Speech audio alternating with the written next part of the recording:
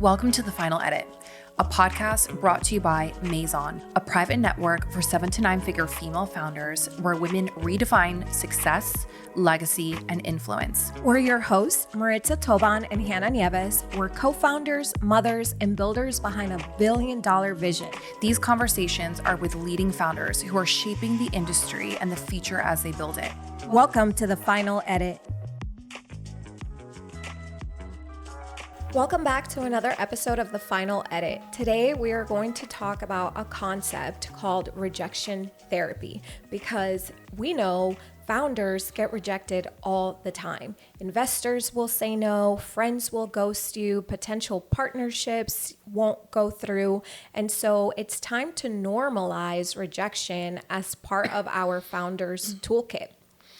I feel like I'm going back in time thinking about rejection because this has literally started since day one. So this is such a good episode. And I think it's something that again, we all innately want to feel, liked and, appreciated and all the things. And when it comes to rejection, Honestly, I feel like I've had more rejection since we've launched Maison that I've had in my entire business journey. Yeah. Have you felt the same? Absolutely. I think it was so much easier now looking back selling services versus, building a movement because really that's what Maison is. Yeah. It's a complete mindset shift. We're changing a landscape and creating a business model too via our own tool and platform. And it's a whole different game when you're approaching people with that vision versus it's like, oh, here's what I can do for you and here's how much that's going to cost. Yeah. And it's a very different goal and outcome there. I'm just curious as we kick this off, what are some of the big rejection moments that you want to call out since we started? So I'm petty. I'm definitely petty, and I have a list of every moment and every person, potential partner that has said no to this vision. It gives me comfort and it actually strengthens my approach because I know I'm one day I'm going to look at that list, and I'm just going to go down one by one and it's joke's on you. But I think just as you said earlier on with Maison, when we were creating the Maison Summit, which is a big event that we host every year. It's our keystone event for our network. And this is part summit, part retreat. I mean, it has a bunch of different components into it to create the experience that it is. And when we were working on that, we wanted, we're always shooting for the top, right? It's everything, it has to be absolutely next level, down to the brands that were going to be in our gift bags.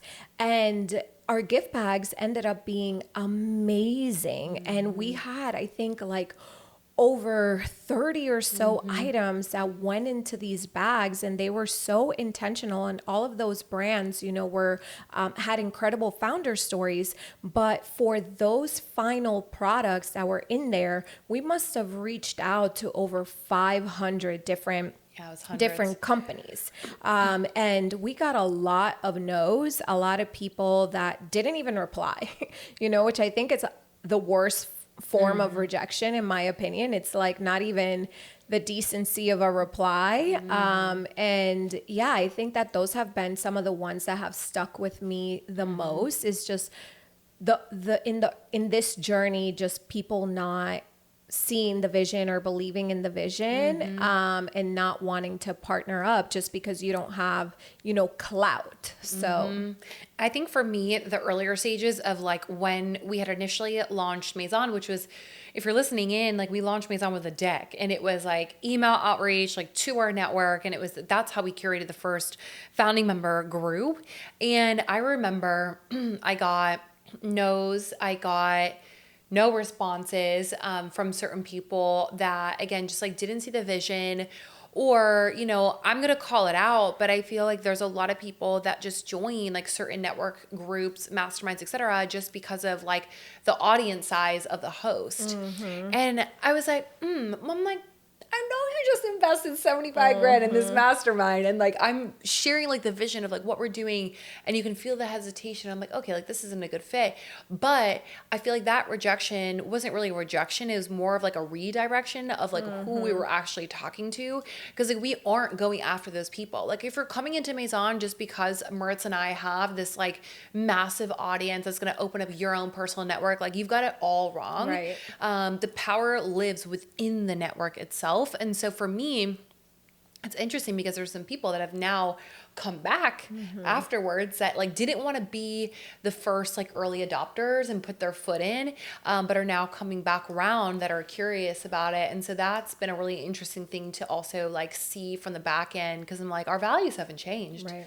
We haven't changed. We've just grown. Right. And I think, and I'm curious if you agree with this, but even looking back, I think one mistake that we made, or we were just so in the weeds of it all that we weren't even drinking our own medicine, in that the power of proximity is everything too. And if you're looking, to get connected with someone, or maybe an intro to something, leveraging your own network and who you're connected to and who they might be connected to, like that is so powerful. And a lot of times being introduced will get you closer to a yes than if you just like cold turkey something. And we were just like, because we move so fast, and also at that time, like we weren't even thinking of like, oh, let's ask our own network, like, do you know this brand? Do you have a connect? Any of those things, it's like we didn't have, like I said, we did not take a sip of our own medicine. Yeah, that was definitely a big learning lesson for sure. But like, again, having that proximity of your network to also tap into, I think is really helpful, because when you go through the seasons of rejection, whether you're fundraising for a new product, a new brand, or maybe you're putting yourself out there for like a book deal, right? Like you're going to get rejected. I literally always go back to the Canva CEO. Yeah. Like I always go back to that whenever I get rejected or whenever I don't get a response. As someone coming from PR, I'm so used to it. I literally will email anyone in the world. I don't care. Like it just, and she does. Like I really will. Like I will email the president. I will email whoever. Like I don't care. She does not care. But when I don't see a response, now I'm like, okay, well, I'm going to try another way, And I think in the beginning stages, I would get a little bit frustrated because I could see when people open up my emails and I'm like, I know you're reading my email. I know you're seeing it, but it's not working. But I'm like, okay, I'm just going to be resourceful and I'm going to try another way and I'm going to connect another way. And, I always think like just leading with authenticity, I think is great. But what I've learned, I'm sure you have experienced this as well, is that like you want to have rejection. Because I feel like if you don't have rejection, you're not playing big enough. You're just staying comfortable. And for us, like, we haven't even talked about this yet, but like we have a SaaS product that we have been launching on the back end of Maison that I'm prepared to get a lot of no's. I want to hear all the no's, and I think too, when you have a vision that is so big, and let's say you want to get on TV for your product, or you want certain press, it's like you want to try to get as close as possible to the no's, which might actually not be a no, or it could redirect you into another opportunity or another introduction, right? But it's like, go after those no's, because like Hannah said, if you are not doing that, then you're not putting yourself out there because you're afraid of the rejection. So I think that the faster that you become comfortable with hearing the word no, the tougher your skin will be. And the more they'll start just like rolling off your shoulders. And you're like, okay, well, sucks to be you. Okay. You'll be calling me. Okay. Like that's kind of the point that I'm at with my little list, where it's like, don't worry. You're going to come back. And even if they don't, right? Cause don't live your life ever waiting for somebody to come back and like apologize. Cause you will be so disappointed. But just for the sake of, like getting them back or proving them wrong, whatever propels you forward to getting comfortable with hearing no, because it's for sure a big part of any entrepreneurial journey. So Yeah. I love this conversation about rejection because like we can all learn from this no matter what stage of life that we're in. And also as it relates to like personal and in business too. I'm so curious to hear any of your rejection stories. So please be sure to share them with us. Thank you so much for tuning in. As always, you can find us at Join Maison on Instagram, and we will catch you next time.